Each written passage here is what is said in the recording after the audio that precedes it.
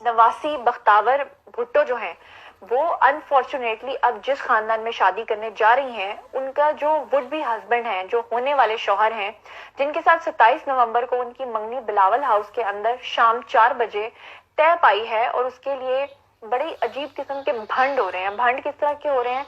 सबसे पहले अगर आप देखें कि बख्तावर की मंगनी का जो कार्ड छपा है उसके ऊपर बख्तावर का जो नाम लिखा है वो बख्तावर भुट्टो लिखा है, बख्तावर भुट्टो जरदारी नहीं लिखा। मुझे इस पे कोई एतराज नहीं है, लेकिन मेरे फॉलोअर्स और जितने भी लोग हैं जो वहां पर इंटरनेट पर सर्च कर रहे हैं वो ये लिख रहे हैं कि क्या बख्तावर सिर्फ भुट्टो की औलाद है, क्या वो जरदारी की औलाद नहीं है?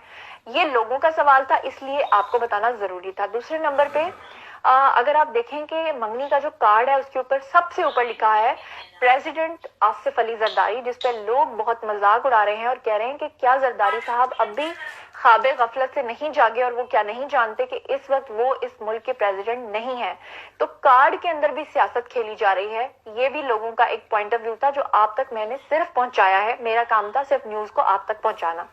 अब मैं आपको बताती हूँ पूरी बायोग्राफी के बख्तावर भुट्टो जो हैं उनके जो शौहर हैं, मतलब होने वाले शौहर नामदार, उनका नाम है महमूद चौधरी। उनके दो भाई और भी हैं, एक का नाम है बाबर चौधरी और दूसरे का नाम है यूसुफ चौधरी। बख्तावर के ससुर की अगर हम बात करें तो आप सब लोग जानते हैं कि उनका नाम यूनस चौधरी है, और उनके बारे में मैं आपको बताती चलूं कि वो एक बिजनेस टाइकून है, प्लस वो रियल एस्टेट के बिजनेस से भी वाबस्ता है। उनके अमेरिका के होस्टन के अंदर बहुत सारे तेल और गैस के कुएं हैं और वो रिचेस्ट फैमिली से बिलोंग करते हैं। सब लोग जानते हैं कि 1973 के अंदर सबसे पहले वो आए थे कनाडा के अंदर, और उस वक्त उनकी जेब में उनके मुताबिक 30 कैनेडियन डॉलर्स थे, और वहां से उन्होंने अपनी जिंदगी का आगाज किया और आज वो रिचेस्ट लोगों में शुमार उनका होता है।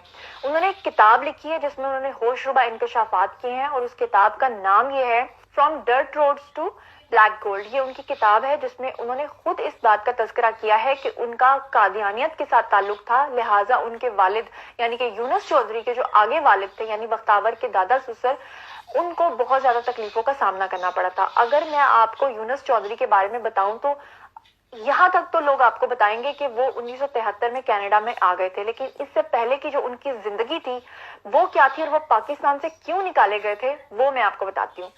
उनके जो बख्तावर के ससुर हैं वो सबसे पहले पाकिस्तान की आर्मी के अंदर जो है वो भर्ती हुए थे, और 6 माह तक उन्होंने पाकिस्तान आर्मी के अंदर काम भी किया था, लेकिन उसके बाद पाकिस्तान आर्मी ने उनको टर्मिनेट कर दिया था, जिसकी रीजन आज तक किसी को भी नहीं पता कि रीजन क्या थी। पाकिस्तान आर्मी से जब उनको टर्मिनेट कर दिया गया तो यूनुस चौधरी के जो वालिद हैं उन्होंने अपने बेटे यानी यूनुस चौधरी की शादी जिस लड़की के साथ की थी वो बाय फोर्स की थी। ये भी वो अपनी किताब में लिखते हैं कि वो नहीं चाहते थे कि वो इस लड़की के साथ शादी करें, लेकिन आखिरकार बुशरा नामी एक खातून के साथ उनकी शादी हो गई। उनकी वाइफ अभी 2014 में उनकी डेथ हुई थी, और उनको जो प्रॉब्लम था वो था लॉस ऑफ मेमोरी, यानी एक खास किस्म की बीमारी होती है जिसमें इंसान अपनी मेमोरी लॉस कर देता है।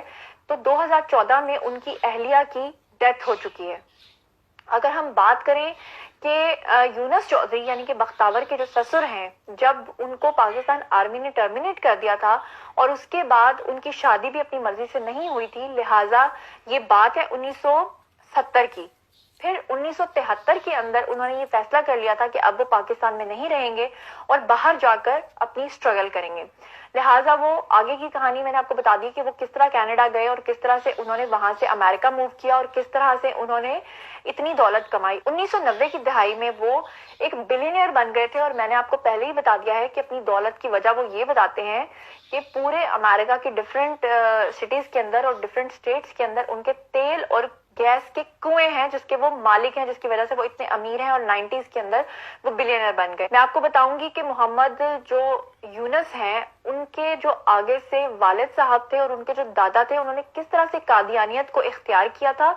और चौधरी मोहम्मद इस्माइल पहले उनका सिंपल नाम था, वो अपने नाम के साथ मोहम्मद लगाते थे क्योंकि मुबैना तौर पे ये कहा जाता है कि अंदर उन्होंने ये फैसला कर लिया था कि अब वो पाकिस्तान में नहीं रहेंगे और बाहर जाकर अपनी स्ट्रगल करेंगे।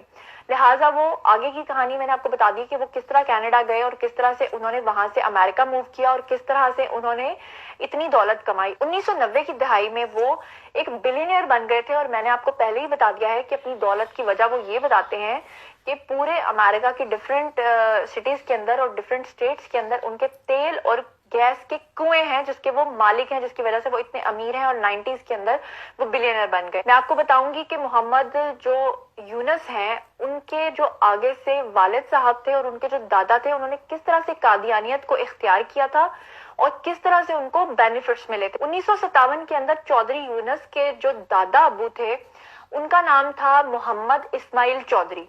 मोहम्मद इस्माइल पहले उनका सिंपल नाम था, वो अपने नाम के साथ मोहम्मद लगाते थे क्योंकि मुबैना तौर पे ये कहा जाता है कि वो उस वक्त तक मुस्लिम थे। उनको रॉयल ब्रिटिश आर्मी इंडिया के अंदर जो है वो जॉब भी मिली हुई थी, वो उसके मुलाजिम थे, लेकिन फिर बाद में इंडिया पाकिस्तान अलग अलग हो गए। फाइनली वो पाकिस्तान के अंदर थे। पाकिस्तान में उनको जब कादियानियत की पहली बार ऑफर की गई थी तो उनको साथ में ये लालच दिया गया था कि हम आपको हजारों एकड़ जमीन देंगे इसके बदले में।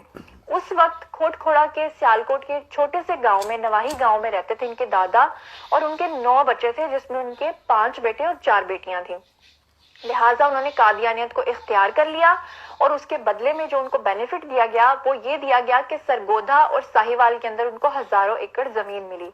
वो अपने 9 बच्चों के साथ हिजरत करके सियालकोट को छोड़कर साहिवाल और सरगोधा के गिरदोनवा में आकर बस गए और यूं उनका कादियानियत का आगाज हुआ।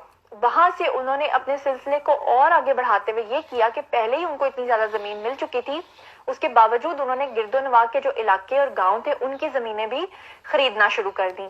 और जब वो बहुत ज्यादा जमीन के मालिक बन गए तो वो अपने इलाके के चौधरी कहलाने लगे, नंबरदार कहलाने लगे। वहां से इनका नाम चौधरी पड़ गया। उसके बाद चौधरी यूनस के जो वालिद साहब हैं, यानी कि दादा के आगे जो बेटे थे, सबसे बड़ी औलाद जो थे, यानी उनके जो 5 बेटे और 4 बेटियां थी, उनमें सबसे बड़ी औलाद जो थे वो चौधरी यूनस के वालिद साहब थे जिनका नाम था चौधरी इसहाक। चौधरी इसहाक यानी कि दादा ससुर बने अब बख्तावर के। ये भी पाकिस्तान के एयरफोर्स में काम करते थे और उसके बाद इन्होंने वक्त से पहले अपनी रिटायरमेंट ले ली थी। वक्त से पहले रिटायरमेंट लेने की वजह ये थी कि उनके वालिद साहब यानी कि दादा, उनकी डेथ हो चुकी थी और 80 साल की उम्र में वो रहलत कर गए थे। तो उसके बाद उन्होंने चाहा था कि पूरी जो जमीनें हैं, जो पूरे गांव के वो नंबरदार हैं, चौधरी हैं, इतनी सारी जिम्मेदारियों को पूरा करने के लिए उन्होंने एयरफोर्स से वक्त से पहले अपनी रिटायरमेंट ले ली थी और बाद में जाकर अपनी जमीनों पर वो बस गए थे। फिर आगे से उनके बेटे यानी कि चौधरी यूनस जो हैं, उनका मैंने आपको बताया कि वो भी पाकिस्तान आर्मी में काम करते थे, लेकिन उनको टर्मिनेट कर दिया गया था और टर्मिनेशन के बाद फाइनली वो आगे मूव कर गए थे कनाडा। अब आप इंफॉर्मेशन सुनते जाइए और अपने कानों को हाथ लगाते जाइए क्योंकि अब जो मैं बात बताने वाली हूँ वो और भी ज्यादा तशवीशनाक है कि चौधरी यूनस, क्योंकि जाहिर बात है उनका ताल्लुक तो कादियानियत से था, लिहाजा उन्होंने ये चाहा कि वो अब जो इतना पैसा कमा रहे हैं इसको कहाँ लगाएं, किस तरह से वो कादियानियत की तरवीज और तरक्की के लिए काम करें। लिहाजा उन्होंने 1998 में ये फैसला किया, क्योंकि 90s के अंदर वो बिलियनियर बन गए थे, तो 1998 ही के अंदर उन्होंने अमेरिका के शहर ह्यूस्टन के अंदर एक कादियानियों की इबादत गाह बनाई जिसको पूरी तरह से उन्होंने स्पॉन्सर किया, सारा पैसा उन्होंने लगाया।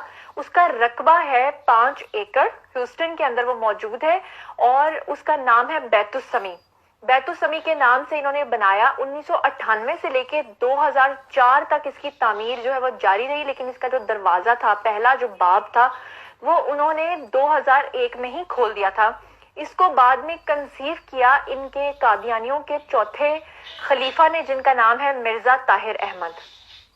अब इससे भी आगे बढ़ के अगर मैं आपको खबर बताऊं तो वो ये है कि मजीद उनका सफर यहाँ पर नहीं रुका, बल्कि बख्तावर के ससुर ने अब मजीद अमेरिका के 5 शहरों में, जिसमें एक लॉस एंजलिस आता है, दूसरा शिकागो आता है, तीसरा वाशिंगटन आता है और जैसा कि मैं आपको बता चुकी हूँ ह्यूस्टन भी है, और इसके अलावा 1-2 और स्टेट्स के अंदर उन्होंने 4 मजीद कादियानियों की इबादत गाहों की बुनियाद रख दी है, जो कि अभी जेर तामीर हैं और आने वाले वक्त में वो अपनी कादियानियों के लिए इसको खोलने जा रहे हैं।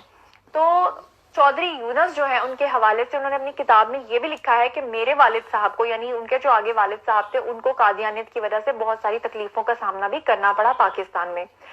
तो दोस्तों, ये आज की मेरी जो रिसर्च है ये मैं आप लोगों के लेकर आई हूँ। यकीन करें कि एक छोटे से वीडियो में आपने जो रिसर्च सुनी है, इसको करने में मुझे पूरे 2 दिन लगे हैं।